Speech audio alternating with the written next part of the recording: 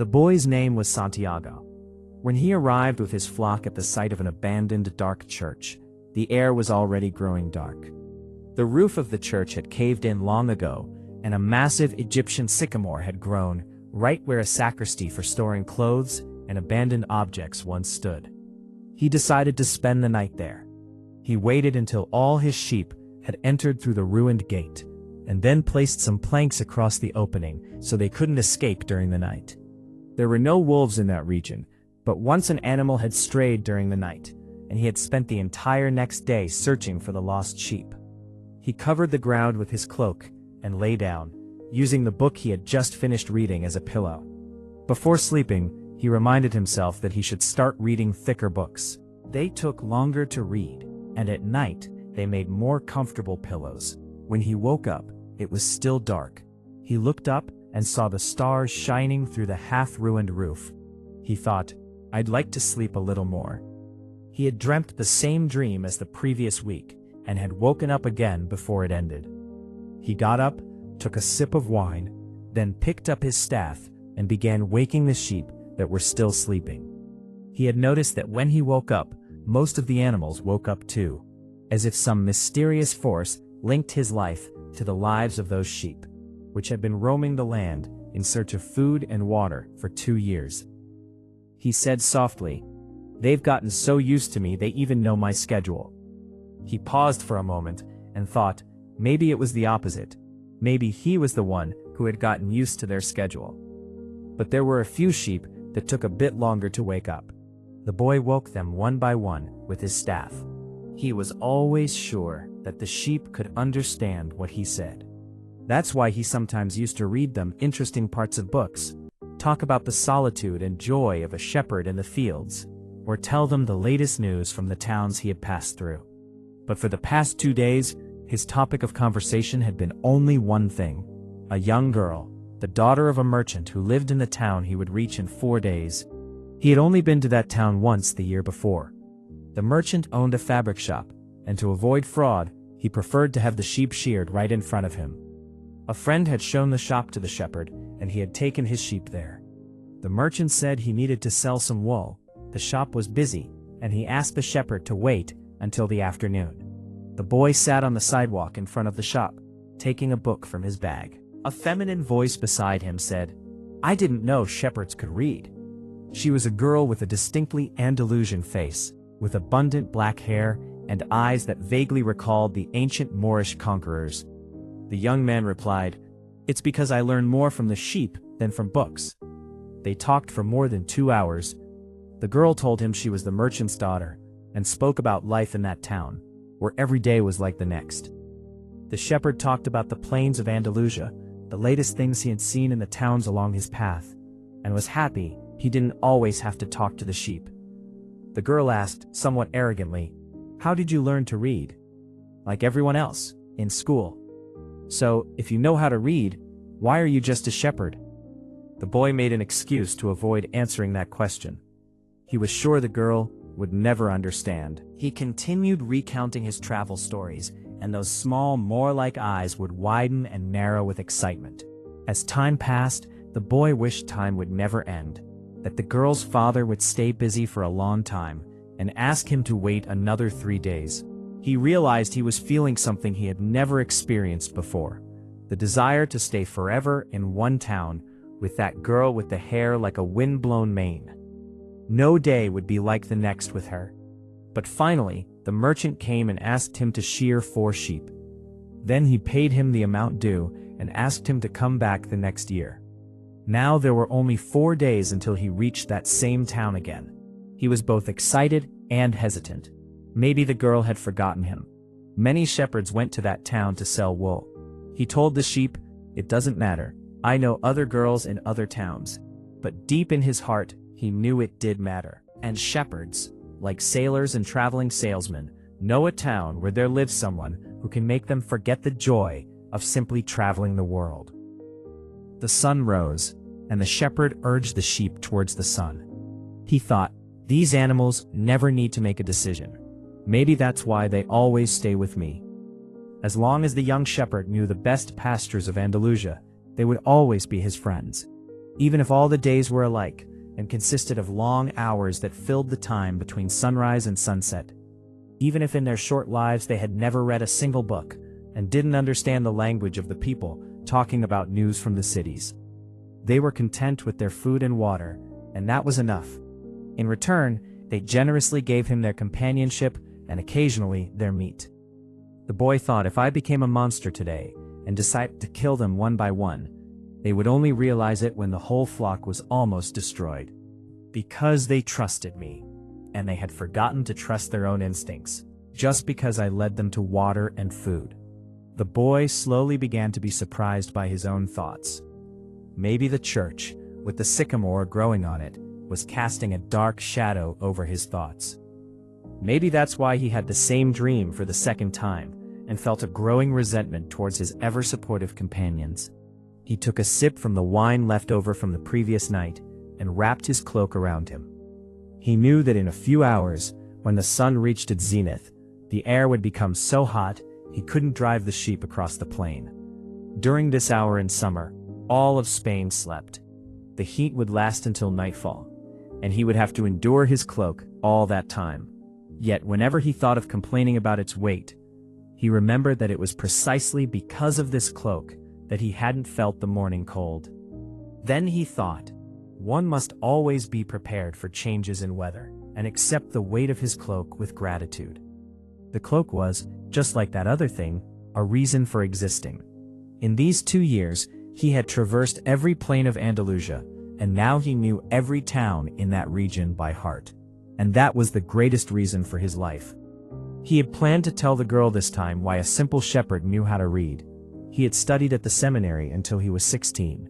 His parents wanted him to become a priest, a source of pride for that rustic family that, like the sheep, worked only for food and water. He had studied Latin, Spanish, and theology. But since childhood, he had dreamt of knowing the world, and this was much more important to him than knowing God or knowing the sins of men. One afternoon, when he had gone to visit his family, he had dared to tell his father he didn't want to become a priest. He wanted to travel. Father said, "My son, people from all over the world pass through this village. They come looking for new things, but they remain the same people. They go up the hill to see the castle, and then realize the past was better than the present. They have fair hair or dark faces, but they resemble the people of our village." The boy insisted, "But I don't know the people in their lands." Father continued, "These people, when they face our fields and our women, say they'd like to live here forever. I want to get to know their fields and their women, because they never stay here. Those people have bags full of money. Among us, only the shepherds travel. Then I want to be a shepherd." Father said nothing more. The next day, he gave him a bag containing 3 Spanish gold coins. "I found this in the field. I was going to give it to the church for you to accept the priesthood. Buy your flock and roam the world until you realize that our castle is the most important and our women the most beautiful." And he gave him his blessing. The boy saw in his father's eyes the same desire to roam the world, a desire still alive, although for decades he had tried to bury it in his need for water, food, and that same nightly shelter. The horizon reddened, and then the sun appeared. The boy remembered his conversation with his father and felt happy. He had seen many castles and many women by now, but none compared to the one who was only a few days away. He had a shepherd's cloak, a book he could exchange for another, and a flock of sheep. Most importantly, every day he was fulfilling his life's dream, to travel. Whenever he got tired of the plains of Andalusia, he could sell his sheep and become a sailor. Whenever he got tired of the sea, he would have already known many cities, many women, and many opportunities for happiness. As he watched the sunrise, he thought, I don't know how they can search for God in a theology school, when any time a new path presented itself, he took it. He had never been to this church before, although he had passed by it many times. The world was vast and inexhaustible, and if he let his sheep guide him, even for a little while, he would discover even more interesting things. My problem is that the sheep don't understand that every day they go a new way. They don't realize that their grazing spots change or that they face different seasons.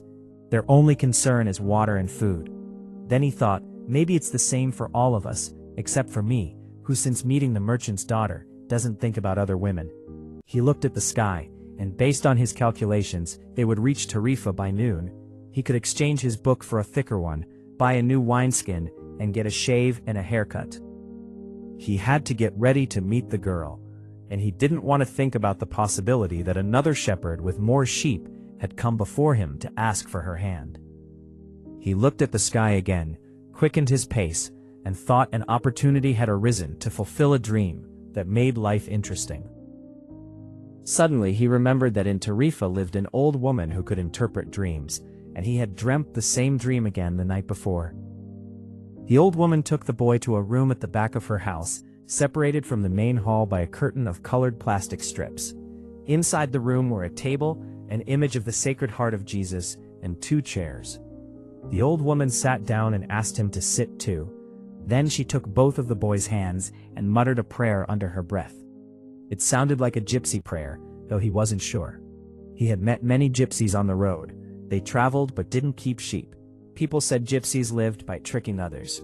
They also said they had made pacts with the devil and stole children to enslave them in their mysterious camps. As a child, he had always been afraid of being stolen by gypsies, and that old fear returned as the old woman held his hands.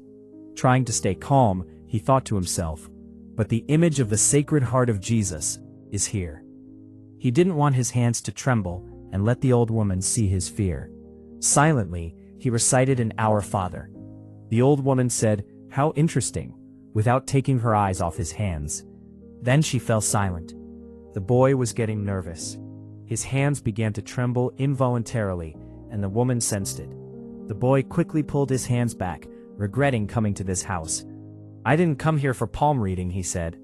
For a moment, he thought it would be better to pay the consultation fee and leave without understanding anything. He was giving too much importance to a recurring dream.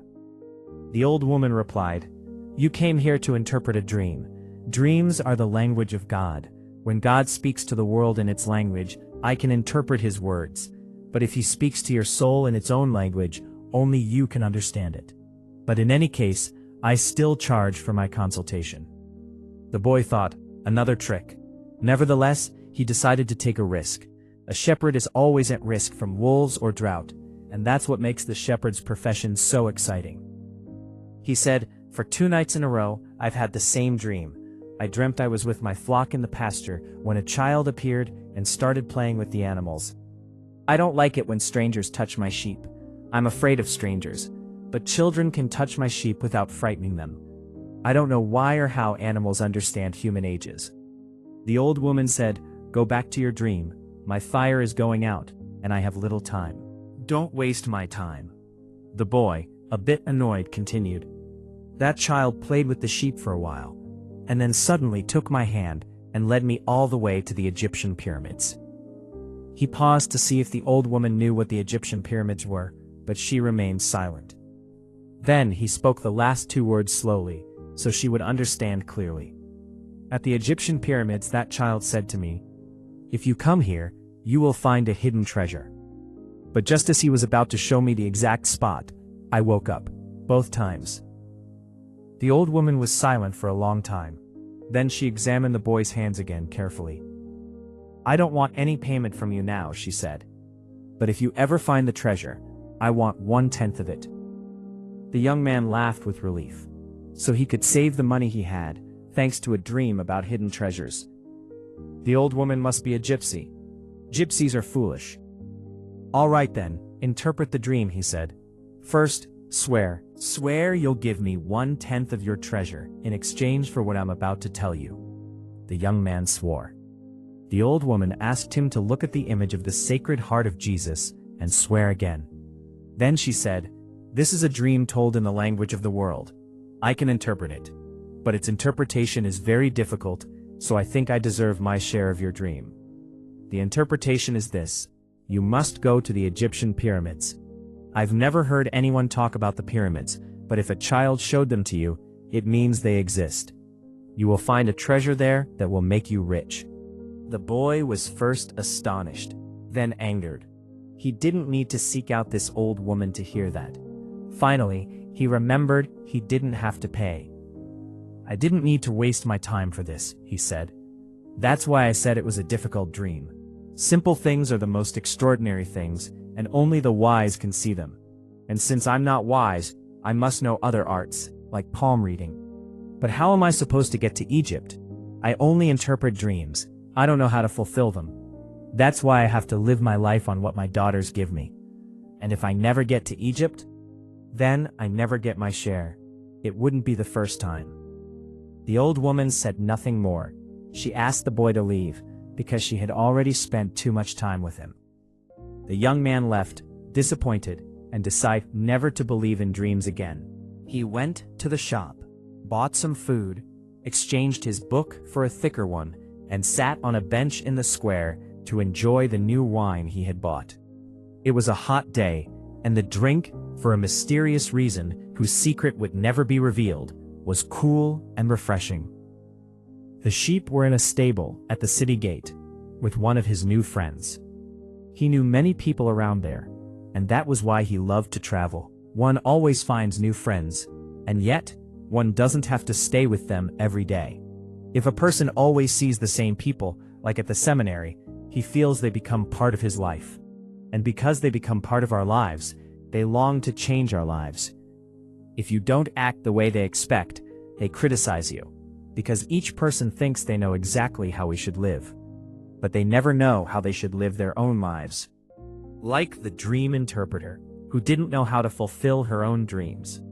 He decided to wait until the sun was lower before driving his sheep to the field. In 3 more days, he would be with the merchant's daughter. He began to read the book he had borrowed from the priest in Tarifa. It was a thick book, and from the very first page, it told the story of a funeral. Furthermore, the names of the characters were complicated. He thought, if I ever write a book, I'll make the characters appear one by one, so the reader doesn't have to remember all the names. When he could finally concentrate on reading, it was pleasant because while describing a funeral in a place with a scorching sun, the book gave him a refreshing sense of coolness. An old man sat down beside him and started talking. The old man pointed to the passers-by and asked, "What are these people doing?" The young man answered curtly, "Working," and tried to pretend he was engrossed in his book. Actually, he was thinking about shearing the sheep in front of the merchant's daughter, and how the girl would be convinced he could do interesting things. He had imagined this scene many times, and each time, when he was about to explain that the wool must be shorn from back to front, the girl would be amazed. He was also trying to remember a few good stories to tell her while shearing. Most were stories he had read in books, but he would tell them as if they had happened to him. The girl would never know the difference because she couldn't read. But the old man persisted, saying he was tired, thirsty, and asked for a sip of the young man's drink. The boy offered his wineskin, hoping the old man would quiet down, but the old man wanted to talk, no matter what. "What book are you reading?" he asked. The boy thought it would be rude to change his seat. His father had taught him to respect the elderly. So, he held the book out towards the old man, for 2 reasons. First, because he couldn't pronounce its title. And second, because if the old man couldn't read, he might change his seat himself to avoid feeling humiliated. The old man examined the book from all sides, as if it were a strange object, and said, "It's an important book, but it's very boring." The boy was astonished. The old man could read too, and had even read that book before. If it was as boring as he said, there was still time to exchange it for another. The old man continued, "This book talks about something almost all other books talk about: people's inability to choose their own destiny. And in the end, it makes all people believe in the world's greatest lie."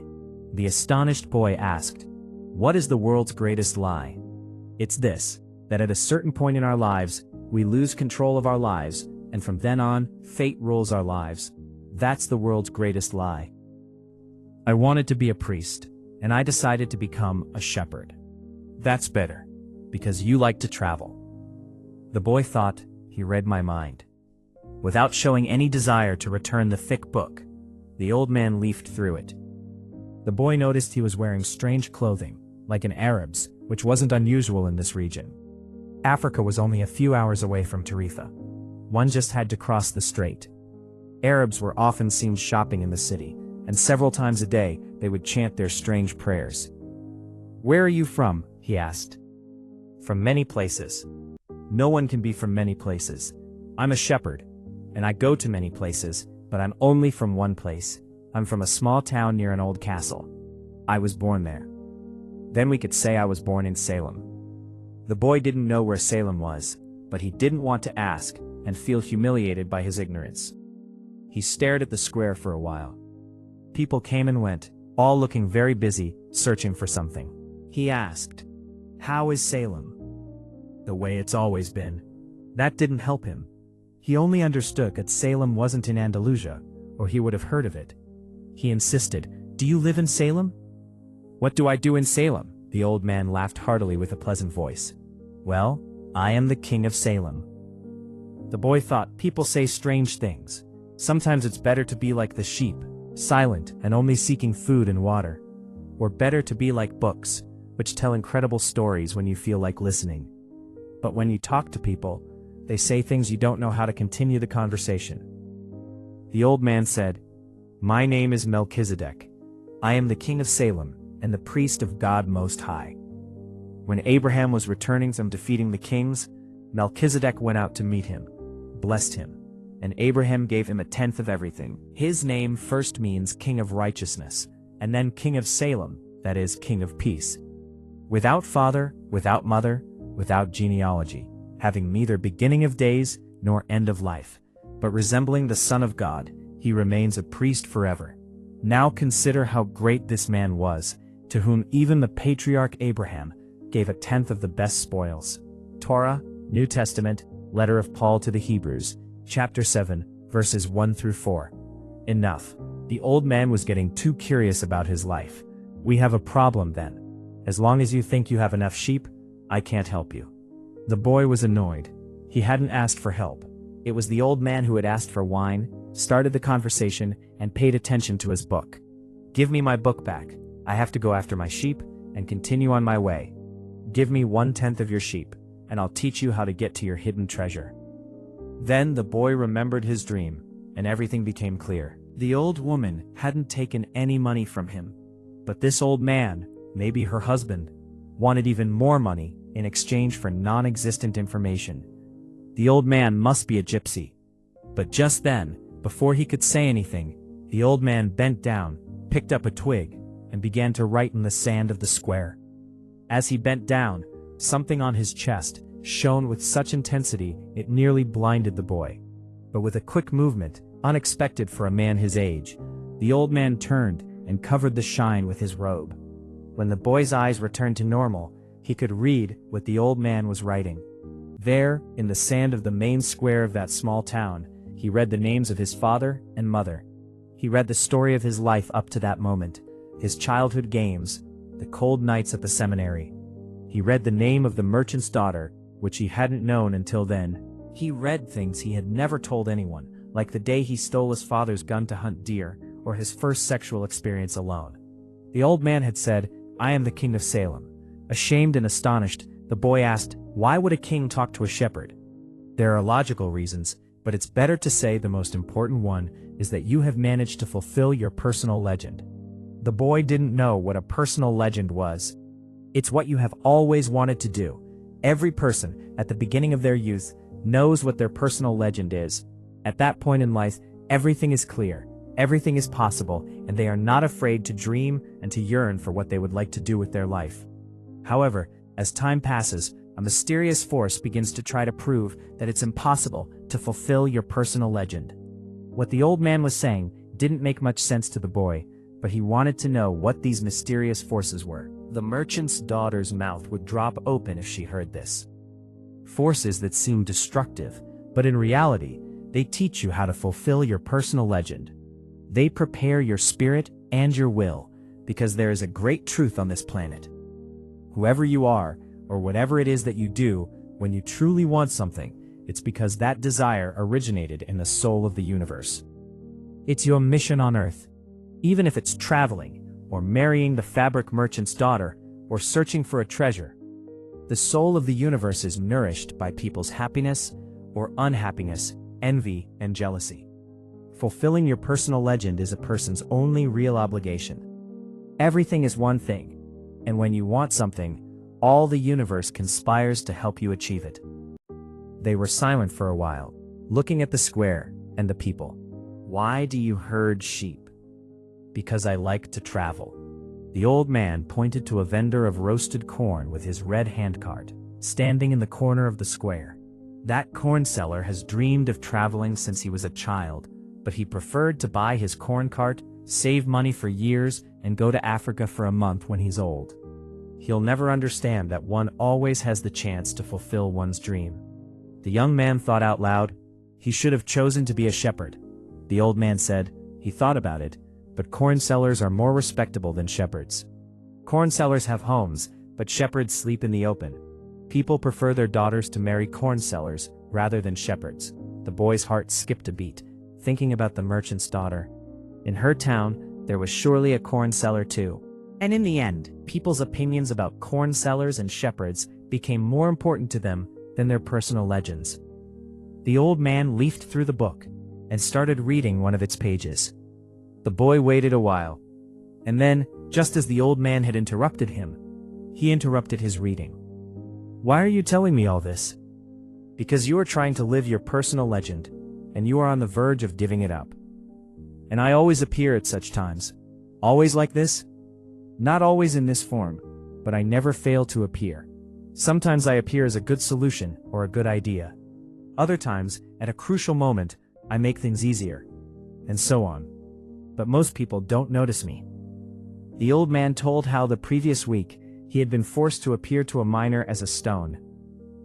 The miner had abandoned everything in his life to search for emeralds. For 5 years, he had broken 999,999 stones in search of a single emerald. At that point, the miner was only thinking of giving up. Only one stone remained, just one stone left for him to discover his treasure. Since he was someone who had staked his life on his personal legend, the old man decided to intervene. He turned himself into a stone and rolled right in front of the miner's foot. The man, in his intense anger and frustration over 5 lost years, threw the stone far away, but he threw it with such force that it hit another stone, breaking it and revealing the most beautiful emerald in the world. With a special bitterness in his eyes, the old man said, "People learn the reason for their lives too quickly. Maybe that's why they also give it up too quickly. But that's the way the world is." Then the boy remembered that this conversation had begun with talk of a treasure, a hidden treasure. The old man said, "Treasures are uncovered by floods and buried by the same floods. If you want to know about your treasure, you must give me 1/10 of your sheep." "What about 1/10 of the treasure?" The old man looked disappointed. "If you start by promising what you don't even have yet, you'll lose your desire to get it." Then the boy told him he had already promised 1/10 of his treasure to a gypsy. The old man sighed. "Ah, the gypsies are clever. Anyway, it's good you're learning that everything in life has a price. This is what the warriors of light try to teach." The old man returned the book to the boy. "Tomorrow, at the same time, bring me 1/10 of your sheep. I will teach you how to get to the hidden treasure. Good afternoon."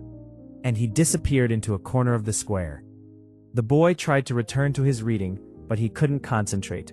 He was anxious and worried, because he knew the old man had told the truth. He went to the corn seller, bought a bag of roasted corn, and at the same time wondered if he should tell him what the old man had said.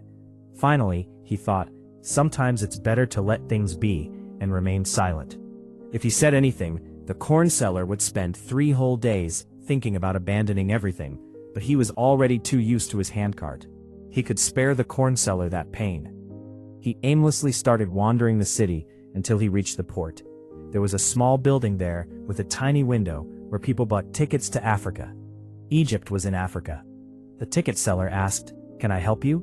The boy said, "Maybe tomorrow," as he walked away. If he sold just one of his sheep, he could get himself across the strait. The thought filled him with fear. As the boy walked away, the ticket seller said to his assistant, "Another dreamer, without money for the trip." When he was by the window, he remembered his sheep. He was afraid of being with them again. He had spent 2 years with them, and in those 2 years, he had learned everything about the shepherd's profession: shearing, caring for pregnant ewes, protecting them from wolves. He knew all the plains and pastures of Andalusia, and the exact buying and selling price of each one of his sheep. He decided to take the longest way back to his friend's stable. That city also had a castle, and the boy decided to climb its steps and sit on one of its walls. From up there, he could see Africa. Someone had once told him the Moors came from there and occupied almost all of Spain for years. The boy hated the Moors. They were the ones who had brought the gypsies. From there, he could see almost the entire city, including the square where he had spoken with the old man. He thought, "Curse the hour I met that old man." He had only come to find a woman who interpreted dreams. Neither she nor that old man had cared that he was a shepherd. They were isolated people who had lost their faith in life and didn't understand that shepherds eventually grow attached to their sheep. He knew each one of them intimately, which one limped, which would give birth in 2 months, which was lazier. He also knew how to shear them and how to slaughter them. They would be sad if he decided to leave. A wind began to blow. He knew this wind. People called it the Levant because it had brought the armies of the infidels. Before coming to Tarifa, he had never imagined Africa was so close. It was a great danger. The Moors could attack again. The wind grew stronger. The boy thought, "I'm stuck between my sheep and the treasure." He had to decide between what he was used to and what he desired. There was also the merchant's daughter, but she wasn't as important as the sheep, because she wasn't dependent on him. He was sure that if he didn't show up in her town in 2 days, she wouldn't notice. For her, all days were the same. And when all days are the same, it means people can no longer perceive the good things that happen each time the sun turns in their lives. He said to himself, "I left my father, my mother, and my village castle. They got used to it, and my sheep will get used to my absence too." From up there, he looked at the square. The corn seller was still selling corn. A young couple was sitting on the same bench where he had spoken with the old man, kissing. He said to himself, the corn seller never finished his sentence. The intensity of the Levant wind increased, and he felt its gusts on his face. This wind had brought the Moors, yes, but it also brought the scent of the desert and veiled women. It brought the scent of sweat and the dreams of men who had gone in search of the unknown, adventures, gold, and more. Little by little, he envied the freedom of the wind and realized he could be like the wind. There was no obstacle except himself. The sheep, the merchant's daughter, the plains of Andalusia were only stages on the path to his personal legend. The next day at noon, he met with the old man. He had brought 6 sheep with him. "I'm surprised," the old man said. "My friend bought all the rest of the flock immediately. He said he had always dreamed of being a shepherd." "That's a good sign." The old man said, "It's always like that. We call it the principle of favorability. If you play cards for the first time, you're almost sure to win. Beginner's luck. Why is that? Because life wants you to live your personal legend." Then he examined the 6 sheep and noticed one was lame. The boy explained it didn't matter because it was the smartest and produced enough wool and meat. "Where's the treasure?" he asked. "The treasure is in Egypt, near the pyramids." The old woman had said the same thing, but she hadn't left him destitute. You have to follow the omens. God has written the path each person must follow in the world. You just have to read what has been written for you. Before he could say anything, a butterfly fluttered between him and the old man. He remembered his grandfather. When he was little, his grandfather had said butterflies are signs of good luck, like crickets, grasshoppers, 4-leaf clovers. The old man who could read his thoughts said, "Exactly as your grandfather taught you. These are omens." Then he opened his robe and revealed his chest. The boy was impressed by what he saw and remembered the shine he had seen the day before.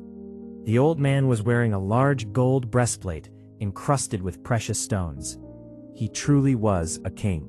He must be disguised like this to escape robbers. The old man took out a white stone and a black stone from the center of the gold breastplate and said, "These are called Urim and Thummim. The black stone means yes, and the white stone means no. When you can't decipher the omens, these stones will help you. Always ask a practical question, but try to make your own decisions as much as possible. The treasure is by the pyramids. You already knew that. But you had to give me 6 sheep so I could help you decide." The boy put the stones in his bag. From then on, he would have to decide for himself. Don't forget that everything is one thing. Don't forget the language of the omens. And above all, don't forget to follow your personal legend to the end. Now I want to tell you a short story. A certain merchant sent his son to learn the secret of happiness from the wisest of men. The boy walked for 40 days through the desert until he reached a beautiful castle atop a mountain. The wise man the boy sought lived there, but instead of meeting a holy man, our hero entered a hall and saw a great bustle. Merchants coming and going, people chatting in corners, a small musical group playing sweet melodies, and a table laden with the most delicious food in that part of the world. The wise man talked to everyone, and the boy had to wait for 2 hours for the wise man to notice him. The wise man listened attentively to the boy's reason for coming, but told him he didn't have time right then to explain the secret of happiness. He suggested the boy look around the palace and come back in 2 hours. However, I want to ask you something, he said, handing the boy a teaspoon with 2 drops of oil. As you wander, hold this spoon, but don't let the oil spill. The boy began to go up and down the palace staircases, keeping his eyes fixed on the spoon the whole time. After 2 hours, he returned to the wise man. Well, asked the wise man, did you see the Persian carpets in my dining hall? Did you see the garden that took the master gardener 10 years to create? Did you notice the beautiful parchments in my library? The boy, embarrassed, admitted he had seen nothing. His only concern had been not to spill the oil the wise man had entrusted to him. Then go back and see the wonders of my world, said the wise man. You cannot trust a man until you know his house. Reassured, the boy took the spoon and explored the palace again, this time observing all the works of art on the ceilings and walls. He saw the gardens and the mountains around, the delicacy of the flowers, and the taste with which each piece of art was placed. When he returned to the wise man, he recounted in detail everything he had seen. But where are the 2 drops of oil I entrusted to you? Asked the wise man. The boy looked at the spoon and saw the oil was gone. Well, that is the only piece of advice I have to give you, said the wisest of wise men. The secret of happiness is to see all the marvels of the world, and never forget the 2 drops of oil in your spoon. The boy remained silent. He had understood the old king's story. A shepherd loves to travel, but he never forgets his sheep. The old man looked at the boy, made some strange gestures over his head with his hands, then took the sheep and went on his way. Above the small town of Tarifa stands an old castle built by the Moors. Anyone sitting on its walls can see a corn cellar, a piece of African soil, and a small boat. Melchizedek, the king of Salem, sat on the castle wall, feeling the Levant wind on his face. The sheep, frightened by their new master, waited beside him, anxious about so many changes. All they wanted was water and food. Melchizedek watched a small boat leaving the port. He would never see that boy again. Just as after receiving 1/10 of Abraham's goods, he never saw him again. That was his job. Gods should not have desires because they have no personal home. Nevertheless, the king of Salem sincerely wished the boy success. He will forget my name. I should have repeated it a few more times. That way, whenever he spoke of me, he'd say, I am Melchizedek, the king of Salem. Then, somewhat ashamed, he looked at the sky. My lord, as you yourself said, I know it is vanity of vanities, but sometimes an old king likes to be proud of himself. The boy thought how strange Africa is. He was sitting in a coffee house, like all the coffee houses he had seen, in the narrow streets of the city. Several men were smoking a hookah passed from hand to hand. In those few short hours, he had seen men holding hands, women with covered faces, and priests climbing tall towers to chant, at which point everyone would kneel and touch their foreheads to the ground. The customs of the infidels, he said to himself. When he was small, he always saw in the village church an image of St. James the Moorslayer, riding a white horse with a naked sword, with people like these at his feet. The boy felt ill and intensely lonely. These infidels had malevolent looks. Moreover, in his haste to travel, he had forgotten one thing. Just one thing. Something that could keep him from his treasure for a long time. In that land, everyone spoke Arabic. The waiter approached, and the boy pointed to indicate he wanted the same drink being served at another table, which was nothing but bitter tea. The boy would have preferred wine, but he shouldn't worry about such things now. He must only think about his treasure and how to find it. He had made a lot of money selling his sheep, and he knew money works magic. With money, you are never alone. Soon, maybe in a few days, he would reach the pyramids. There was no reason for that old man with all that gold on his chest to lie just to get 6 sheep. The old man had spoken to him about omens. As he crossed the sea, he had thought about omens. Yes, he understood what the old man meant. During his time in the Andalusian fields, he had learned to read the signs of the path he had to follow in the land and sky. He had learned that seeing a particular bird meant a viper was near, and a certain bush meant water was a few kilometers away. The sheep had taught him these things. He thought, if God guides the sheep so well, he guides men too, and he felt calmer. It seemed the bitterness of the tea had lessened. He heard a voice speaking Spanish. "Who are you?" The boy felt a wonderful relief. Just as he was thinking about omens, someone had appeared. "Where did you learn Spanish?" he asked. The newcomer was a young man dressed in Western style, but his skin color showed he was from that city. He was about the same age and height as himself. "I know Spanish. We're only 2 hours from Spain. Order something for me. Get some wine. I hate this tea. There is no wine in this land. It's forbidden by our religion." Then the boy said he needed to get to the pyramids. He almost mentioned the treasure, but decided to stay silent.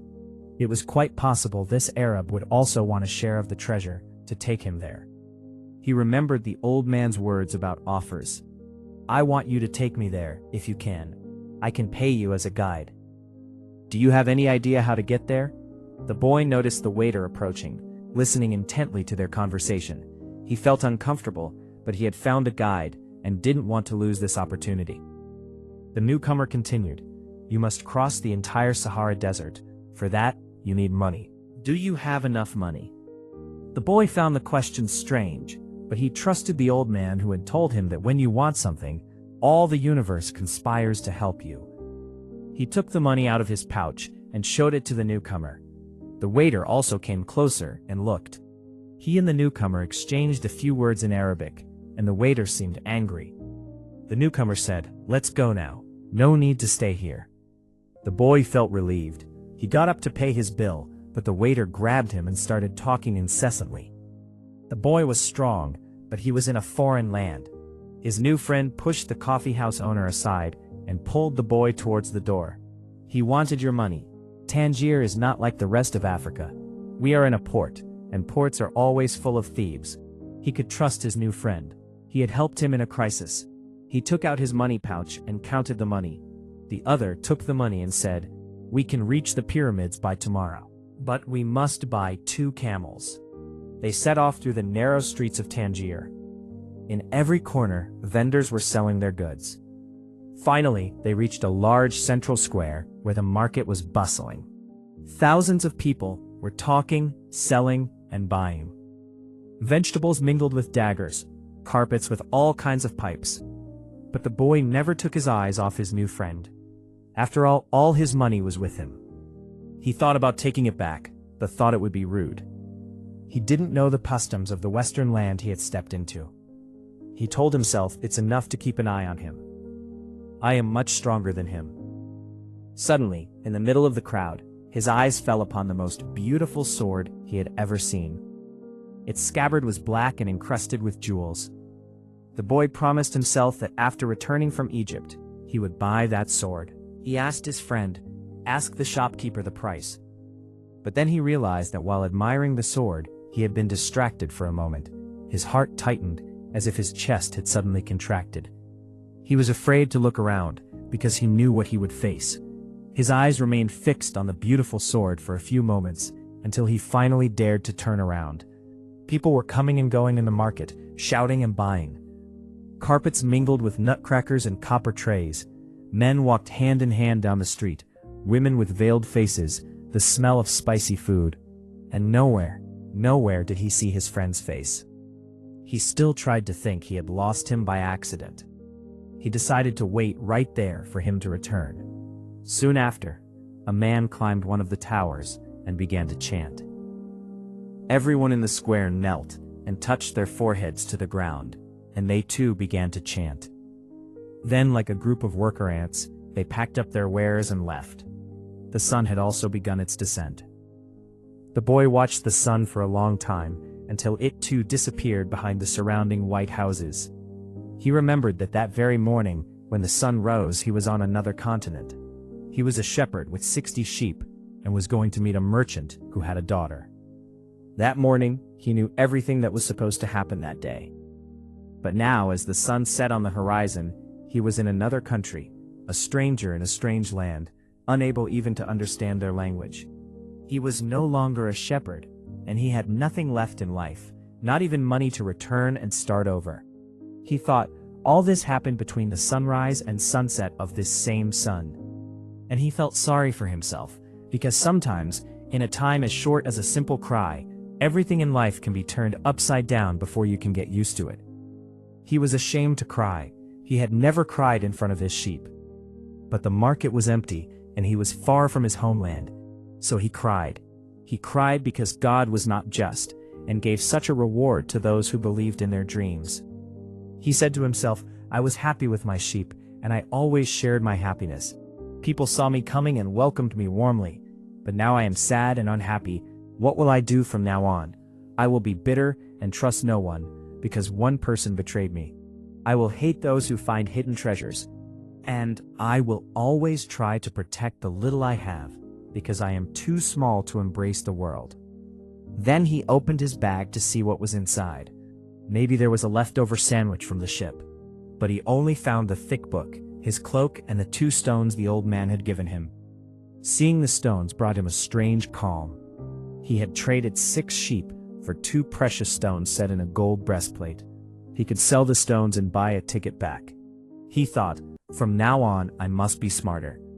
He took the stones out of the bag to hide them in his pocket. He was in a port, and that was the only truth the man had told him. A port is always full of thieves. Now he also understood the coffeehouse owner's frustration. He wanted to tell him not to trust that man. He thought to himself, I am like everyone else. I see the world as I wish it were, not as it is. And he stared at the stones. He carefully touched each one, feeling their warmth and smooth surface. They were his treasure. Just touching them gave him peace and reminded him of the old man. The old man had said that when you want something, all the universe conspires to help you achieve it. He wanted to see how such a thing could be true. Here he was in an empty market, without a penny in his pocket, without the sheep to guard that night. But the stones were proof that he had met a king who knew his story, the story of his father's gun and his first sexual experience. The stones were used for divination. Their names were Urim and Thummim. The boy put them back in the bag and decided to test them. The old man had said to ask practical questions, because the stones only serve those who know what they want. So he asked if the old man's blessing was still with him. He pulled out one of the stones. The answer was yes. He asked if he would find his treasure. He put his hand in the bag to pull out a stone. But at that moment, both fell out through a hole in the fabric. The boy had never noticed the bag had a hole. He bent down to pick up Urim and Thummim and put them back. They lay on the ground, but another sentence came to his mind. The king had said, "Learn to respect and follow omens." He smiled, then put the stones back in the bag. He decided not to sew the hole. The stones could escape whenever they wanted. He understood that one shouldn't question some things, because one cannot flee from one's destiny. He said to himself, I promised to make my own decisions, but the stones had said the old man was still with him, and that gave him confidence. He looked again at the empty market and felt no fear within. The world was not a strange world, it was a new world. Well, in the end, this was what he wanted, to know new worlds, even if he never reached the pyramids. He had already gone further than any shepherd he knew. Oh, if only they knew that in just 2 hours by ship, there existed so many different things. The new world appeared before him as an empty market, but now he saw it full of life and would never forget it. He remembered his sword. Looking at it had cost him dearly, but he had never seen anything like it before. Suddenly, he He felt he could either see the world as a poor victim of thieves or as an adventurer in search of treasure. Before falling asleep from exhaustion, he thought, "I am an adventurer in search of treasure." Someone shook him awake. He had slept in the middle of the market, and life was reappearing in it. He looked around for his sheep and realized he was in another world. Instead of feeling sad, he was happy. He no longer had to go in search of water and food. He could go in search of his treasure. He didn't have a penny in his pocket, but he had faith in life. Moreover, he had decided to be an adventurer, like the heroes in the books he often read. Leisurely, he walked around the square as the vendors set up their stalls. He helped a sweets vendor spread out his wares. The sweets vendor had a different smile.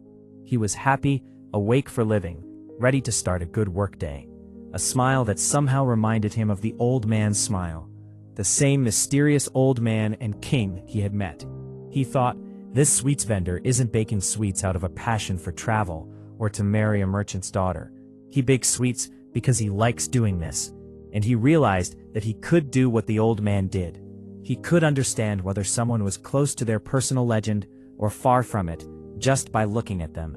He thought, it's easy, but he had never noticed it. When the setup was finished, the sweets vendor gave him the first pastry he had baked. The boy ate it with pleasure, thanked him, and went on his way. When he was a little further, he remembered that this stall had been set up by the cooperation of an Arabic speaker and a Spanish speaker, and yet they had understood each other perfectly. He thought, there is a language that goes beyond words. He had experienced this language before with his sheep, and now he was experiencing it with people. He was learning diverse and new things, old things he had experienced before, and yet they felt new because they had happened without him noticing, and he hadn't noticed them because he had gotten used to them. He said to himself, if I could learn to decipher this language without words, I could decipher the world. The old man had said everything is one thing. He decided to walk slowly and without anxiety through the narrow streets of Tangier. Only in this way could he understand the omens. This required much patience, but patience was the first virtue a shepherd learns. Once again, he felt he was using the same things he had learned from his sheep in this strange world. The old man had said, everything is one thing. The crystal merchant looked at the break of day and felt the same anxiety he felt every morning. He had been here for 30 years, in a shop on a hill that few customers ever passed. Now, it was too late to change anything. In his life, he had only learned to buy and sell crystal. Once upon a time, many people knew his shop. Arab merchants, French and English geologists, German soldiers, all with pockets full of money. In those days, selling crystal was a grand adventure, and in his imagination, he pictured how he would be wealthy in his old age and have beautiful women. Then time passed, and the city also changed. It grew more than Tangier, and trade declined. The neighbors moved away, leaving only a few shops on the hill. No one climbed the hill for a few small shocks. But the merchant had no choice. He had lived 3 decades of his life buying and selling crystal goods, and now it was far too late to change course. He spent the whole morning staring at the meager movement in the street. He had done this for years, and knew the passing time of each person by heart. Only a few minutes remained until lunchtime, when a strange young man stopped outside his shop window. He was simply dressed, but the merchant's experienced eyes concluded he had no money. Still, he decided to go back into his shop and wait a few moments for the young man to leave. Signs hung above the door said several languages were spoken here. The boy saw a man appear at the counter. If you want, I can clean all these glasses for you. The way they are now, nobody will want to buy them. The man looked without saying anything. In exchange, you just give me something to eat. The man remained silent, and the boy felt he had to decide. His cloak was in his bag. He wouldn't need it in the desert. He took out his cloak and started cleaning the glasses. In half an hour, he had cleaned all the glasses in the window. During that time, 2 customers came in and bought some crystal items. When everything was clean, he asked the man for a plate of food. Let's go eat, said the crystal merchant. He hung a sign on the door, and they went to a small coffee house at the top of the hill. As they sat at the only table there, the crystal merchant smiled and said, You didn't need to clean anything.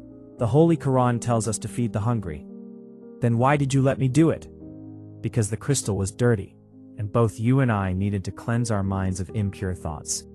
When the meal was finished, the crystal merchant turned to the boy and said, I'd like you to work in my shop. Today, while you were cleaning the crystal, 2 customers came in. That's a good omen. The shepherd thought, people talk a lot about omens, but they don't understand what they're saying. Just like I didn't understand that I'd been speaking the silent language with my sheep for years. The crystal merchant insisted, Do you want to work for me? The boy said, I can work for the rest of the day, clean all the remaining crystal in your shop, until morning. But in return, I need enough money to get myself to Egypt tomorrow. The old man laughed immediately. Even if you cleaned my crystal for a whole year, even if you got a good commission on every piece sold, you'd still need to borrow a lot of money to get to Egypt. Between Tangier and the pyramids lie thousands of kilometers of desert. For a moment, such a profound silence fell that it seemed the city had fallen asleep. There was no more market, no chatter of vendors, no people climbing minarets to chant, no swords with jeweled hilts. There was no hope, no adventure, no old kings, no personal legends, no treasure, no pyramids. It was as if the whole world had fallen silent because the soul of that young man had fallen silent. He felt no pain, no bitterness, no despair. Just an empty gaze beyond the small door of the coffee house and a great desire to die and have everything end forever. At that moment, the merchant looked intently at the boy as if all the joy he had possessed that morning had suddenly vanished from his face. Son, I can give you money to return to your country, the crystal merchant said. The boy remained silent. Then he stood up, straightened his clothes, and picked up his bag. Sir, I will work for you, he said. And after a long silence he added, I need money to buy some sheep. The boy worked for the crystal merchant, but it wasn't work that exactly satisfied him.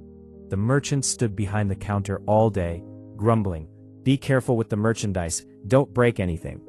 But he continued working for him, because although the old man was grumpy, he wasn't unfair. The boy got a good commission on every piece sold and managed to save some money. That morning, he had done his accounts.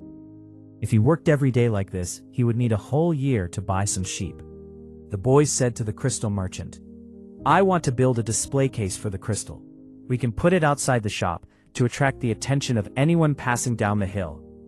The merchant replied, I've never put a display case out there. People will bump into it and break the crystal. When I was with my sheep in the fields, they could die from a viper's bite. But that's part of the life of sheep and shepherds. The merchant went to serve a customer who wanted to buy 3 crystal glasses. His sales were better than ever. It seemed the world had turned back in time, to the era when that street was one of Tangier's attractions. After the customer left, he said to the boy, There's enough traffic now. My income allows me to live better, and you'll get your sheep very soon. What more could I want from life? The boy, almost involuntarily said, Because we have to follow the omens. And he regretted saying it, because the crystal merchant had never met a king. The old man had called it the principle of favorability, beginner's luck, because life wants you to live your personal legend. And yet, the merchant understood what he meant. The presence of that young man in this place was itself an omen. And as the days passed and money flowed into his till, he didn't regret hiring this Spanish boy, even though he paid him more than he deserved, because the merchant always thought sales couldn't get any better. But he had offered him a significant commission, and instinct told him the boy would soon go after his sheep. To change the subject, he asked, Why did you want to go to the pyramids? The boy avoided talking about his dream and said, Because I always heard about them. Now the treasure had become a painful memory, and the boy avoided thinking about it. The merchant said, I don't know anyone here who would cross the desert just to see the pyramids. They're just a pile of stones. You could build one in your own backyard. The boy, going to attend to another new customer, said, You've never dreamt of traveling, have you? 2 days later, the old man tried to talk to the boy about the display case. I don't like change. You and I aren't like rich merchants. If a rich merchant makes a mistake buying, he doesn't lose much. But we too must always bear the burden of our mistakes. The boy thought he was right. The crystal merchant asked, Why do you want the display case? I want to get back to my sheep sooner. When luck is on our side, we must use it, and do everything to help it, just as it helps us. It's called the principle of favorability, or beginner's luck. The old man was silent for a while, then said, "The Prophet gave us the Quran, and he left us only 5 obligations in life. The most important is that there is only one God. The others are prayer 5 times a day, fasting during Ramadan, charity to the poor." He trailed off, his eyes filling with tears, as he spoke of the Prophet. He was a man of faith, and although he was always short-tempered, he tried to live according to Islamic law. The boy asked, "And what is the 5th obligation?" The crystal merchant replied, "You told me 2 days ago that I never dreamt of traveling. The 5th obligation of a Muslim is a pilgrimage. We must go to the holy city of Mecca at least once in our lives. Mecca is much farther away than the pyramids. When I was younger, I preferred to save my money to open this shop. I thought that one day I'd be rich enough to go to Mecca. I started making money, but I couldn't leave anyone to look after the crystal. It's such a delicate thing. At the same time, I saw many people passing by my shop on their way to Mecca. Among them were rich pilgrims, traveling with servants and camels, but most were much poorer than me. They all went and came back happy, hanging the symbol of pilgrimage on their doors. One of them, a cobbler who made his living repairing other people's shoes, told me he walked through the desert for nearly a year, but he was more tired when he walked the streets of Tangier buying leather. The boy asked, "Why don't you go to Mecca now?" "Because it's Mecca that keeps me alive. That's what makes me endure these days that are all alike, these glasses on the shelves, and the lunch and dinner in that miserable coffee house. I'm afraid that if I fulfilled my dream, I'd have no reason to go on living. You dream of your sheep in the pyramids, you're different from me. You want to fulfill your dream. But I just want to dream of Mecca. I've imagined crossing the desert, entering the square where the holy Kaaba is, and the 7 times I'll walk around it until I can touch the sacred black stone. I've imagined the people beside me and the conversations and prayers we'll share. I'm afraid it would all be a huge disappointment, so I prefer just to dream about it." That same day, the crystal merchant allowed the boy to build the display case. Not everyone can see their dreams in the same way. 2 months passed, and the display case brought many customers to the crystal shop. The boy calculated that if he worked another 6 months, he could return to Spain and buy 60 or even more sheep. In less than a year, he would double his flock and could trade with the Arabs as he had learned to speak their language. After that morning in the square, he hadn't used Urim and Thummim anymore, because Egypt, like Mecca for the crystal merchant, had become a distant dream. Still, he was happy with his work, and every moment he thought of the day he would land back in Tarifa, like a conqueror. The old king had said, "Remember that you must always know what you want." The boy knew, and was working towards it. Maybe his treasure was coming to this strange land, meeting a friend, and doubling his flock without spending a penny. He was proud of himself. He had learned important things, how to trade crystal, the silent language, and the omens. One afternoon, he saw a man at the top of the hill. The man was complaining that after climbing that slope, there was no decent place to get a drink. The boy, now fluent in the language of omens, went to the old man to talk to him. "We should sell tea to the people who come up the hill." The crystal merchant replied, "Lots of people sell tea around here. We could sell tea in crystal glasses. That way people will enjoy drinking their tea, and they might buy the crystal, because its beauty attracts people more than anything." The shopkeeper looked at the boy for a while and didn't answer. But that same afternoon, after prayers and closing the shop, he sat on the sidewalk and invited the boy to smoke the hookah, that strange pipe the Arabs smoke. The old crystal merchant asked, "What are you looking for?" "I told you, I need to buy sheep again, and for that, I need money." The old man put some fresh coals on the hookah and took a long puff. "I've had this shop for 30 years. I know good crystal from bad, and I know everything about this business. I'm used to the volume of trade and the traffic in the street. If we start serving tea in crystal glasses, the shop will expand, and then I'd have to change my lifestyle. That's not good. I'm used to my life. Before you came, I thought time was my enemy, wasted here, while all my friends changed, went bankrupt, or succeeded, and that gave me a lot of sorrow. But now I know that wasn't really the case. This shop has the same size I always wanted it to have. I don't want to change because I don't know how to change. I'm too used to myself. The boy didn't know what to say. So the old man continued. You have been a blessing to me. Today I understood something good. Every blessing ignored becomes a curse. I don't want more from my life. And you're pressuring me to see wealth and horizons I never knew. But now that I know them and know my own immense possibilities, I feel worse than before, because I know I could have everything, and yet I don't want it. The boy thought it's a good thing I didn't say anything to the corn seller. As the sun set, they continued smoking for a while, speaking Arabic. The boy was pleased he could speak Arabic. There was a time he thought the sheep could teach him everything about the world, but the sheep couldn't teach him Arabic. As he watched the shopkeeper in silence, he thought there must be other things in the world the sheep couldn't teach him, because the sheep only sought water and grass. It's I who learn. Finally, the shopkeeper said, Maktub. To understand it, you'd have to be born in Arab, but it translates to something like, it is written. And as he extinguished the coals of the hookah, he told the boy they could start selling tea in crystal glasses. Sometimes, you can't stop the river of life. Tired people reached the top of the hill, and then there was a shop with beautiful crystal and refreshing mint tea. People came in to drink tea served in beautiful crystal glasses. One man remarked, my wife never thought of this, and bought a few pieces of crystal, because he had guests that night. His guests would be impressed by the splendor of those glasses. Another man declared that tea tasted better in crystal glasses, because crystal retained the aroma better. A third said that in the East, using crystal glasses for tea was a tradition because of their magical power.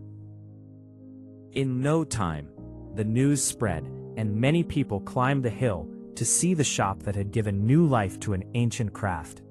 Other tea shops opened, serving tea in crystal glasses, but they weren't on a hill, so they remained empty. In a short time, the shopkeeper had to hire 2 more assistants. Along with importing crystal, he also started importing vast quantities of tea, which was drunk every day by men and women thirsty for novelty. And so, another 6 months passed. The boy woke before sunrise. It had been 11 months and 9 days since he first set foot on the African continent. He put on his Arabian robe, the white linen garment he had bought especially for such a day. He wrapped the turban around his head and secured it with a camel's hair ring. He put on his new sandals and came down silently. The city was still asleep. He made himself a sandwich of halva and drank hot tea from a crystal glass. Then he sat outside, smoking the hookah alone. He smoked in silence, thinking of nothing, just listening to the steady wind that blew, bringing the scent of the desert. Then he put the hookah aside, reached into his robe pocket, and spent a few moments looking at what he had taken out. He had plenty of money, enough to buy 1,200 sheep, a return ticket, and a trading license between his country and this one. He waited patiently for the old man to wake and open the shop. Then they went together to drink tea. The boy said, I'm leaving today to buy the sheep. I have enough money now. You also have enough money to go to Mecca. The old man said nothing. The boy insisted, I ask for your blessing. You have helped me so much. The old man still silently prepared the tea, but after a while, he turned to the boy and said, I am proud of you. You brought spirit to my crystal shop, but you know I won't go to Mecca, just as you know you won't go back to buy the sheep. The boy asked, frightened, Who told you that? The old crystal merchant simply said, Maktub, and he gave him his blessing. The boy went to his room and packed everything he had. His possessions filled 3 bags. As he was leaving the room, his eyes fell on his old shepherd's bag in the corner. It was completely worn out, almost forgotten. His book and cloak were still inside. When he took out his cloak, intending to give it to a boy in the street, 2 stones rolled onto the floor, Urim and Thummim. Then he remembered the old king, and he was surprised that he hadn't thought of him for so long. For a whole year, he had worked non-stop, thinking only of saving money to return to Spain without disgrace. The old king had said, never abandon your dream. Follow the omens. The boy picked up Urim and Thummim, and once again felt that strange sensation that the king was beside him. He had worked hard for a whole year, and the omens said it was time to go. I'll return exactly as I started, he thought. The sheep hadn't taught him Arabic, but the sheep had taught him something much more important, that there is a language in the world that everyone understands. It was the language the boy had used to make the shop prosper. It was the language of enthusiasm, of love, of things accomplished with desire and faith, as he sought the treasure he had always wanted. Tangier was no longer a strange city, and he felt that just as he had conquered this place, he could conquer the world. The old king said, "When you want something, all the universe conspires to help you achieve it." But the old king hadn't spoken about thieves, or vast deserts, or about people who know their dream but don't want to fulfill it.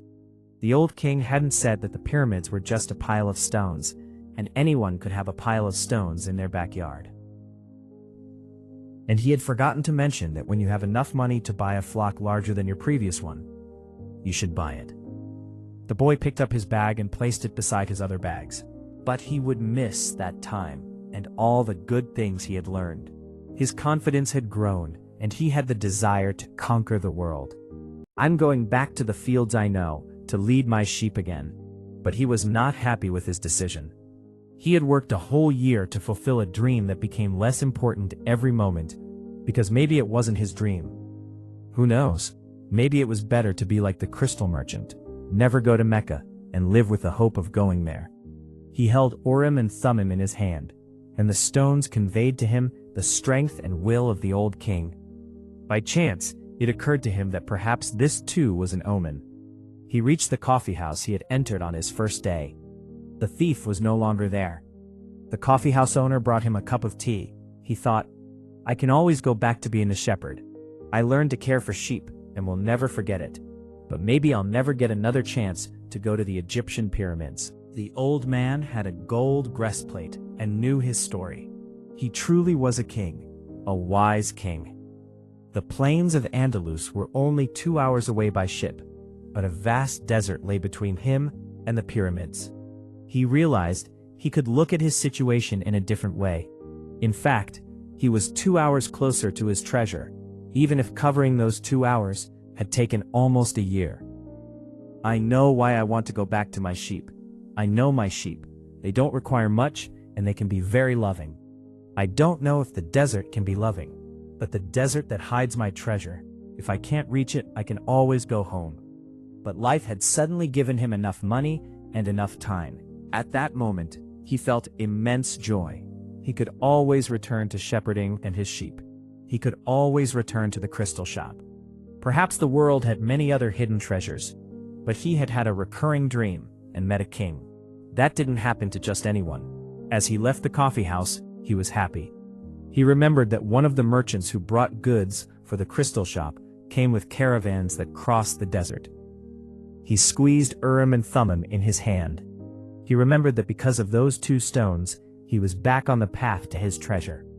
The old king said he is always with those who live their personal legend. He went to the warehouse and found out that the pyramids were indeed far away. That didn't matter. An Englishman was sitting in a building that smelled of animals, sweat, and dust. You couldn't call it a warehouse. It was just a stable. Distractedly leafing through a chemistry journal, he thought, "I've given my whole life to end up in a place like this. 10 years of study have brought me to a stable, but I must continue. I must trust the omens." His whole life, all his studies, had been focused on searching for the one language the world speaks. First, he had been interested in Esperanto, then in religions, and finally in alchemy. He could speak Esperanto, understood various religions well, but he was still not an alchemist.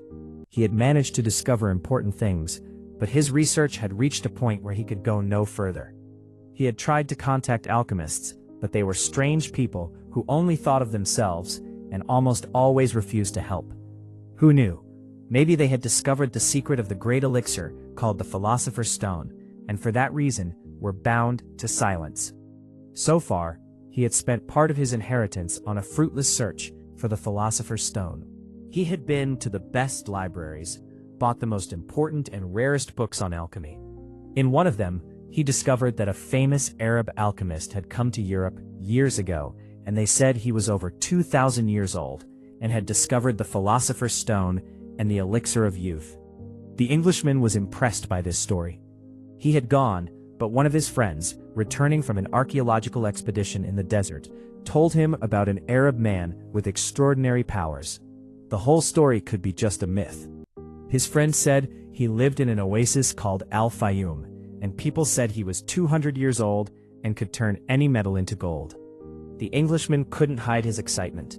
He immediately canceled all his appointments, packed his most important books, and now he was here, in this stable-like place where a great caravan was preparing to cross the desert, a caravan passing through Al-Fayoum. He thought, I must meet this damned alchemist, and the smell of animals became a little more bearable. A young Arab, also with luggage, entered and said hello. The young Arab asked, "Where are you going?" And the Englishman replied, "To the desert," and went back to reading. He didn't want to talk. He had to remember everything he had learned in 10 years. The alchemist might test him. The young Arab took out a book and started reading. The book was in Spanish. The Englishman thought, how good, he knew Spanish better than Arabic.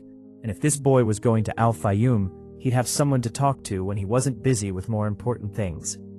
The boy, trying to reread the funeral scene at the beginning of his book, thought, how ridiculous.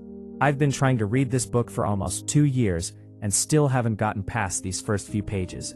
Even without the interruption of a king, he couldn't concentrate. He still doubted his decision, but he was understanding something important. Decisions are just the beginning of something.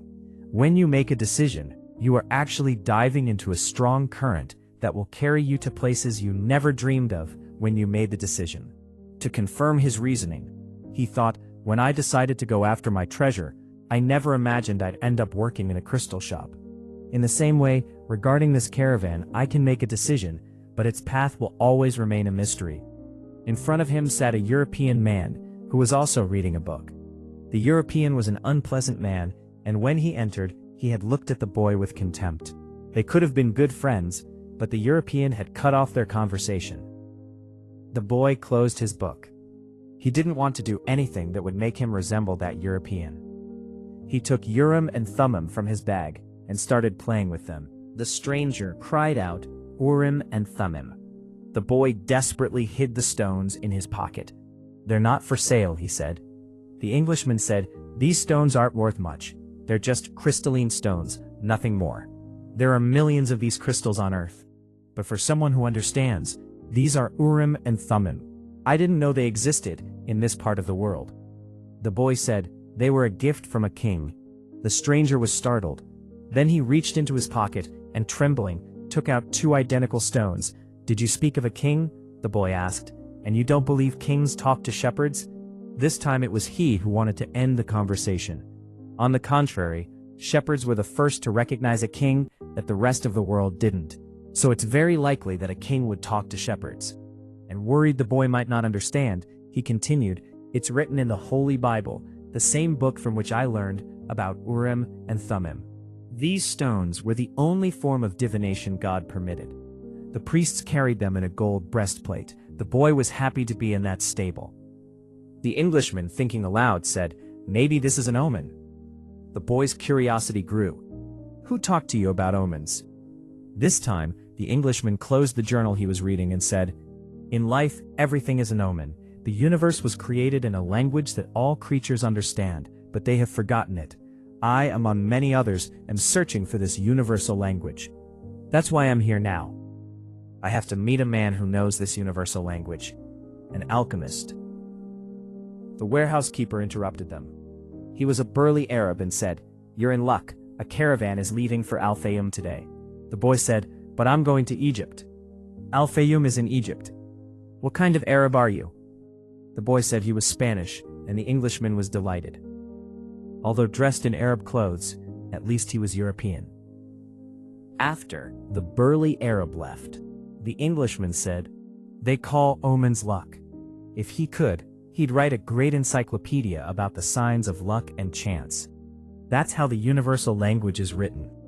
Then he told the boy that meeting him with Urim and Thummim in his hand was no coincidence. Are you also searching for an alchemist? No, I'm searching for a treasure. And he immediately regretted it. But apparently, the Englishman didn't care. I'm also, in a way, searching for a treasure. but I don't even know what alchemy is." Just then, the warehouse keeper called them outside. A man with a long beard and dark eyes said, "I am the caravan leader. I have power of life and death over every person I take with me, because the desert is a fickle woman who sometimes drives people mad." There were about 20 of them, along with sheep, horses, goats, and birds. The crowd included women and children, men with swords at their belts and long rifles on their shoulders. The Englishman had several suitcases full of books. There was a huge commotion, and the caravan leader had to repeat his words several times, so everyone understood. "There are different people here, and the hearts of these people hold different gods. But my only God is Allah, and I swear by him that I will do my best to triumph again over the desert. Now I want all of you to swear by your own gods that you will follow me under any circumstances. In the desert, disobedience means death." A murmur ran through the crowd. They swore in low voices to their gods. The boy swore by Jesus Christ, but the Englishman remained silent. The murmur lasted longer than necessary for a simple oath. People were also asking God for support. The sound of a trumpet call arose, and each mounted their animal. The boy and the Englishman had bought camels and mounted them with some difficulty. The boy looked sympathetically at the Englishman's camel, forced to carry the heavy suitcases of books. The Englishman, trying to continue the conversation started in the warehouse, said, "There's no such thing as coincidence. A friend drew me here because he knew an Arab who—" But the caravan began to move, and it was impossible to hear what the Englishman was saying. Yet the boy knew exactly what it was about. The same mysterious chain that connected things to other things. The chain that had led him from being a shepherd to having a recurring dream, to a city near Africa, to meeting a king in a square, to being robbed so he could meet a crystal merchant, and then. He thought the closer one gets to realizing his personal legend, the more that legend becomes his true reason for living. The caravan headed east. They traveled in the mornings, stopped when the sun became too hot, and started again in the late afternoon. The boy rarely spoke to the Englishman. The Englishman spent most of his time immersed in his books, so the boy silently watched the animals and people in the desert. Now everything was very different from the day of departure. That day was full of turmoil, children crying, animals braying, mixing with the nervous commands of guides and merchants. But in the desert, there was only the eternal wind and silence and the sound of the animals' footsteps. Even the guides didn't talk much among themselves. One night, a guide said, "I've crossed these plains many times, but the desert is so vast, the horizon so distant, that people feel small and remain silent." The boy understood what the guide meant, although he had never been to the desert before. Whenever he looked at the sea of sand, he could sit for hours, thinking of nothing, just diving into the vastness and grandeur of these elements. He thought, "I learned from the sheep, I learned from the crystal, so I can learn from the desert too." The desert seemed older and wiser. The wind never ceased. The boy remembered the day he sat on the fortress of Tarifa and felt this same wind. Perhaps this wind was now gently caressing the wool of his sheep, who were still searching for water and food in the plains of Andalusia. "They are no longer my sheep," he thought bitterly. "They must have gotten used to a new shepherd and forgotten me." That was good. Anyone used to traveling like the sheep knows that one day they must leave. Then he remembered the merchant's daughter. He was sure she was married by now, probably to a corn seller or another shepherd who could read and tell fantastic stories. After all, he wasn't unique. But this premonition impressed him. Maybe he too was learning the universal language that deals with the past and the present of all humanity. His mother used to say that foresight was something. The boy slowly understood that foresight was the sudden plunge of the soul into the current of life, where the stories of all people are connected, and thus we can know everything, because everything is written. He remembered the crystal merchant and said, "Maktub." The desert was sometimes sand, sometimes rock. If they came to a rocky outcrop, they went around it. If the desert was vast, they had to take a huge detour. If the sand was too soft for the camel's hooves, they searched for harder ground. Sometimes the ground was covered in salt, where lakes had existed in ancient times. The animals would struggle there, and the guides would dismount and help them, carrying the loads across the treacherous ground before reloading the animals. If a guide fell ill or died, they drew lots and chose a new one. But all this had only one reason. It didn't matter how many detours they took, the caravan always moved towards the same goal. After overcoming obstacles, they would face the star again, which indicated the one place. When they saw this bright star in the morning sky, they knew it indicated the place where there were women, water, dates, and palm trees. Only the Englishman didn't understand. Most of the time he was absorbed in his books. The boy also had a book he had tried to read from the first day of the journey, but he found watching the caravan and listening to the wind much more interesting. As he became more familiar and fond of his camel, he put the book aside. It was just extra baggage. Though he had the superstitious notion that every time he opened this book, he met an important person. He eventually became friends with the guide, who always rode beside him. At night, when they stopped and gathered around the fire, he used to tell him stories from his shepherding days. In one of these conversations, the guide started talking about his own life. He said, "I used to live near Al-Kairouan. I was a vegetable farmer. I had a family and a life that wasn't going to change until I died. One year, we had a better harvest, and we went to Mecca. I fulfilled the only obligation I hadn't fulfilled in my life. I could die in peace now, and I liked that feeling. One day the earth shook, and the Nile flooded more than usual. Something I thought only happened to others, finally happened to me.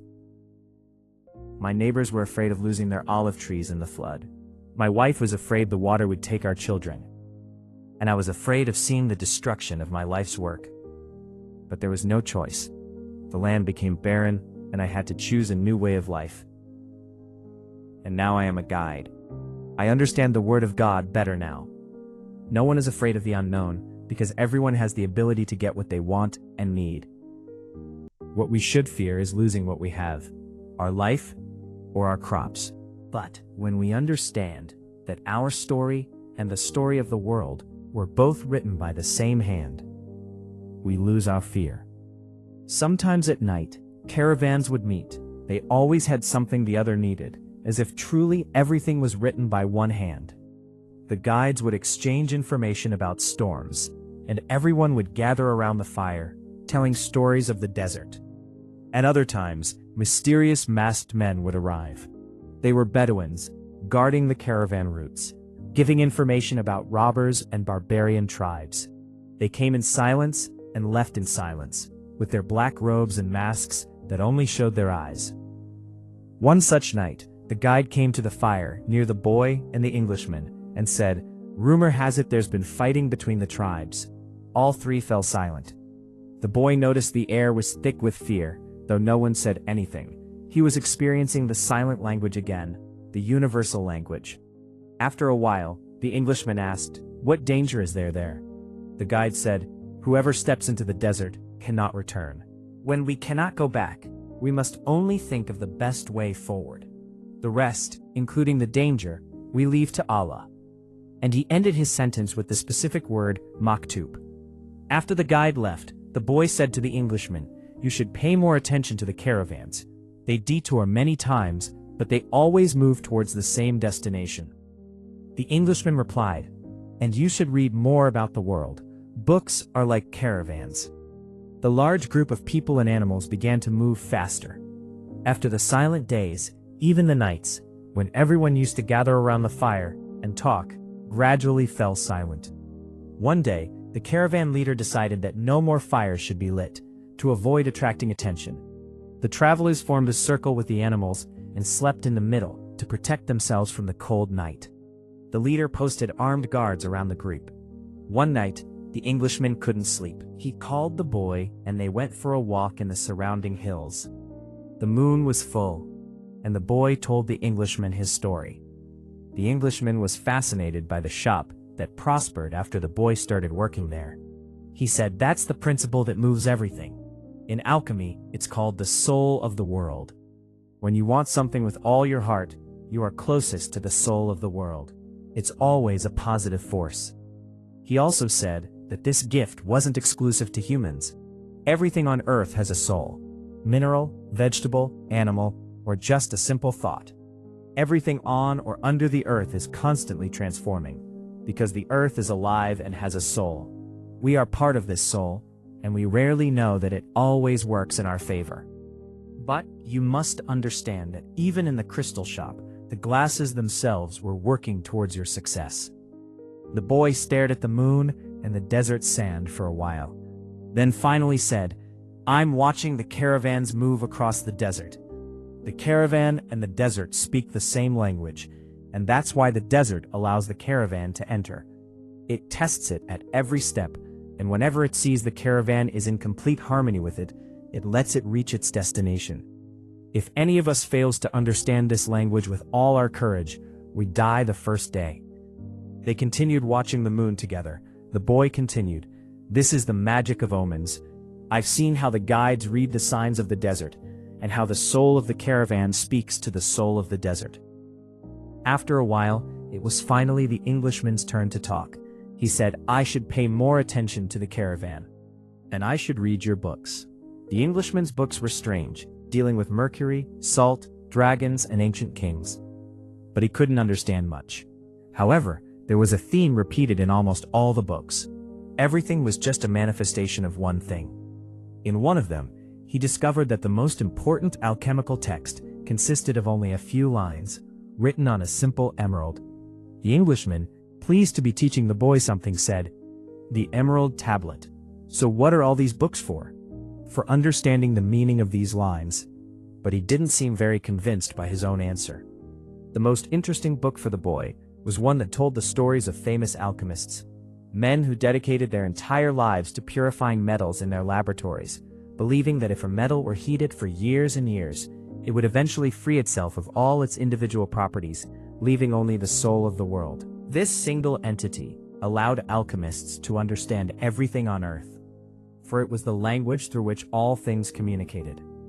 This discovery they called the Great Elixir, which consisted of a liquid part and a solid part. The boy asked, "Isn't observing people and animals enough to discover this world?"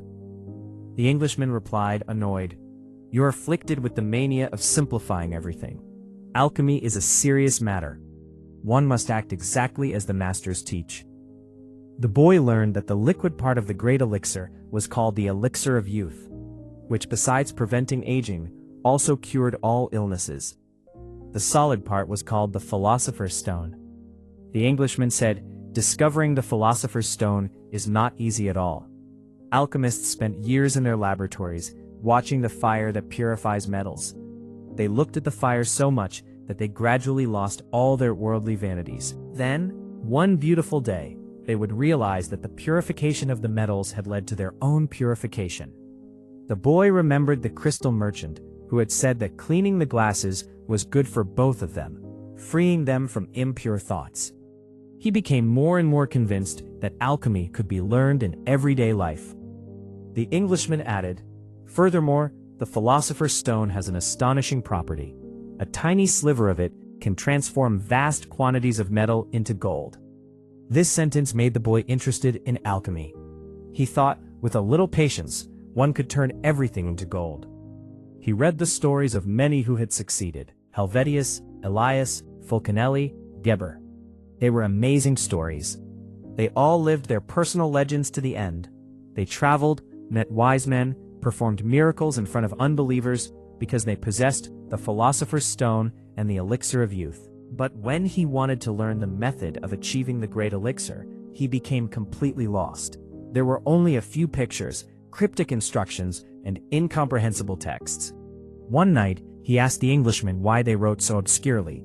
The Englishman, missing his books and feeling dejected, said, "Because only those with a mission to understand, understand. Imagine if everyone in the world started turning lead into gold. Gold would soon lose its value. Only the persevering, those who search, find the Great Elixir.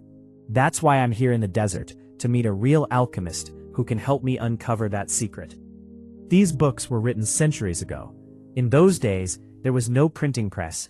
It was impossible for everyone to get acquainted with alchemy. So why use this strange, picture-filled language? The Englishman didn't answer.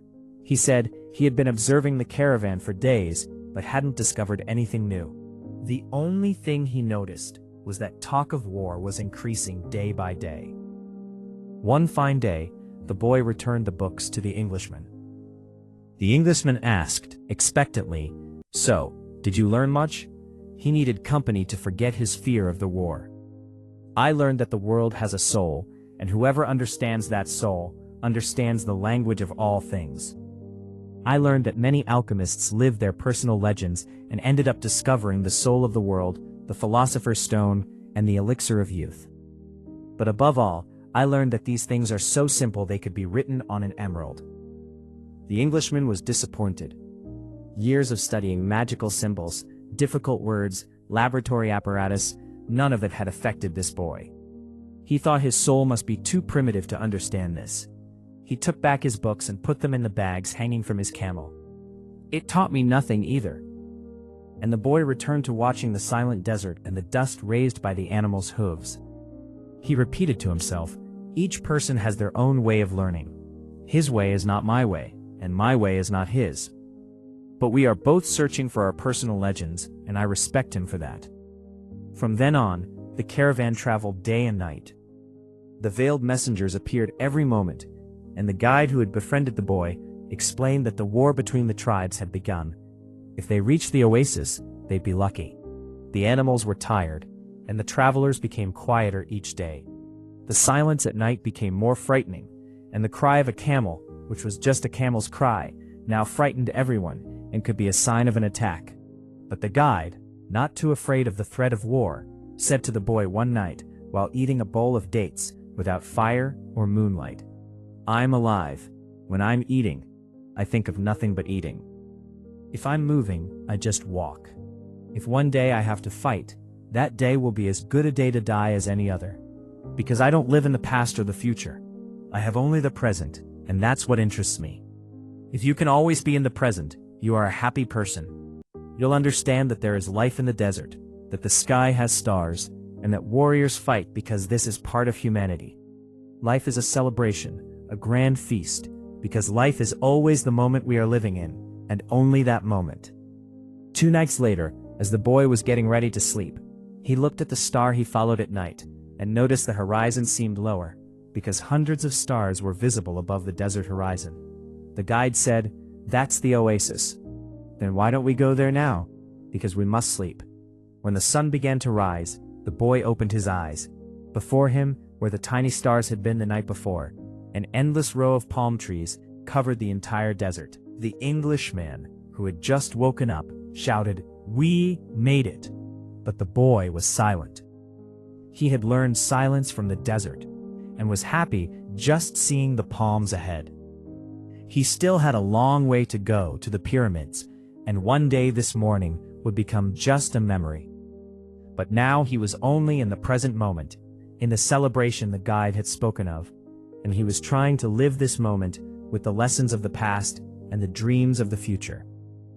One day, that vista of 1,000 palms would become just a memory. But for him, this moment meant shelter, water, and a haven from the war. Just as a camel's cry could signal danger, a line of palm trees could signify a miracle. He thought, the world speaks many languages. The alchemist, watching the arrival of hundreds of people and animals into the oasis, thought, when time accelerates, caravans also accelerate.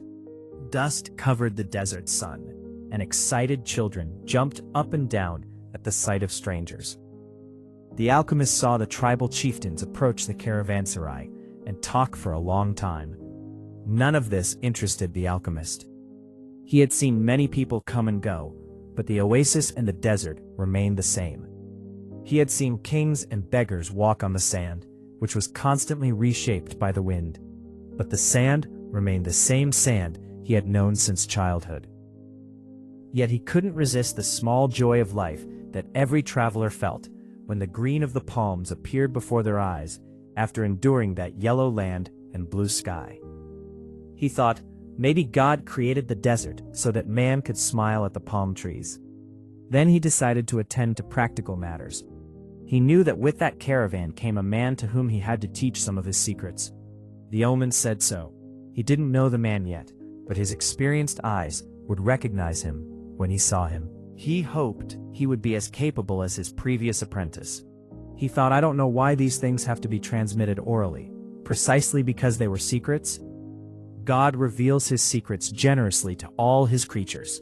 There was only one justification for this truth. These matters must be transmitted this way because they are undoubtedly made of pure life, and achieving this kind of life is difficult through images and words, because people are fascinated by images and words and eventually forget the universal language.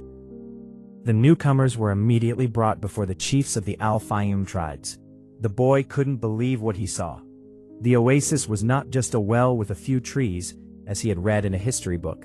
It was much larger than some villages in Spain. It had 300 wells, 50,000 palm trees, and numerous colorful tents spread among them. The alchemist thought, it looks like a story from 1001 Nights. They were immediately surrounded by children, curious to see the new animals, camels, and people. The men wanted to know if they had seen any sign of war, and the women talked among themselves about the fabrics and jewelry the merchants had brought. The silence of the desert seemed like a distant dream. Everyone talked, laughed, and shouted incessantly, as if they had left the spirit world and returned to humanity. They were happy and content. Despite the previous day's precautions, the guide explained to the boy that oases were always considered neutral territory, because most inhabitants were women and children. Every tribe had its own oases.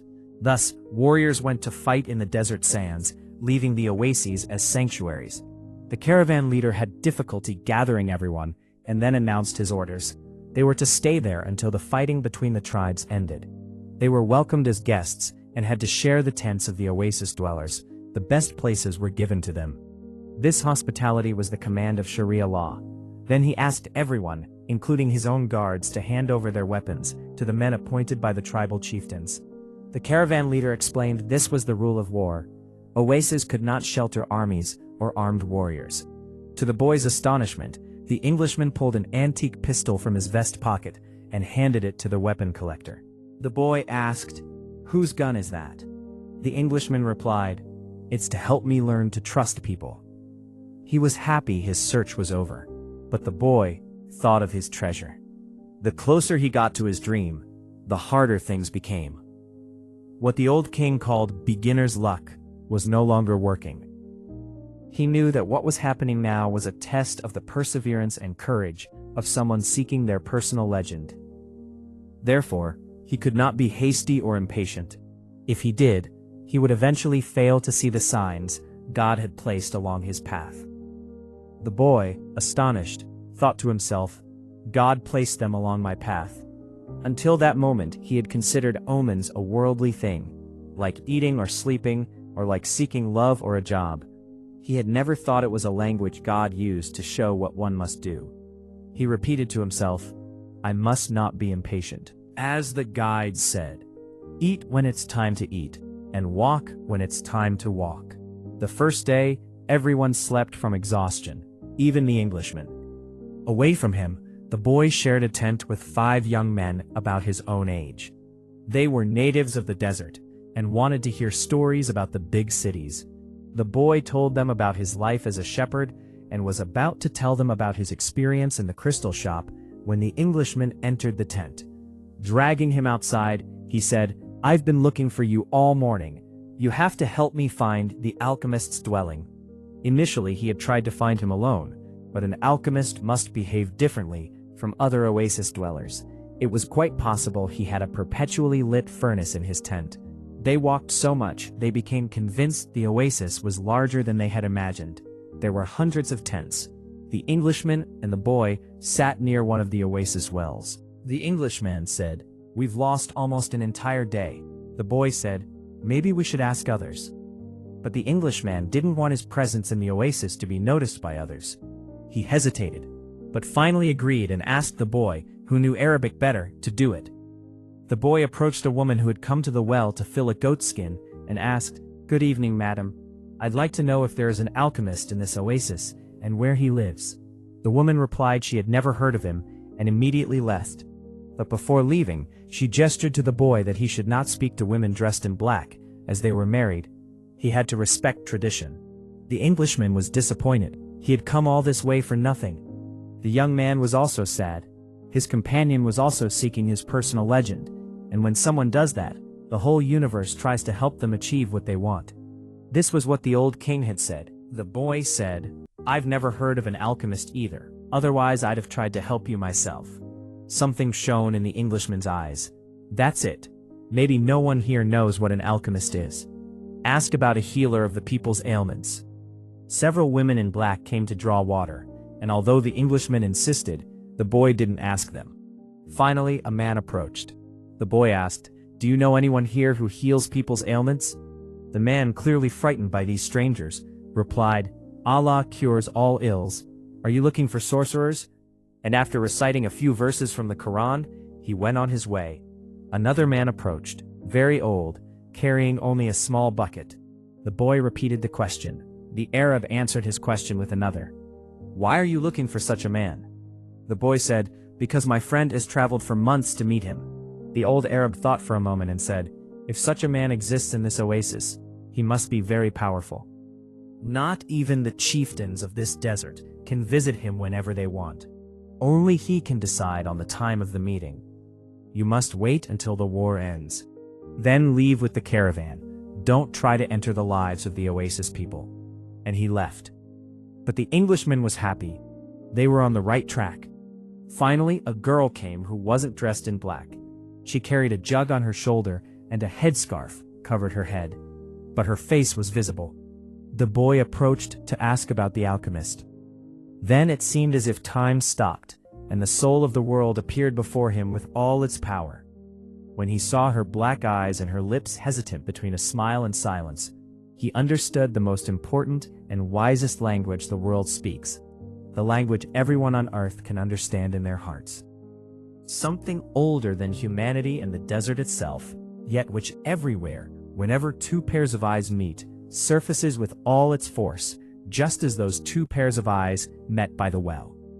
Finally, her lips parted in a smile. It was an omen, the omen he had unknowingly been waiting for all his life. The omen he had sought in the sheep, in the books, in the crystals, and in the silence of the desert.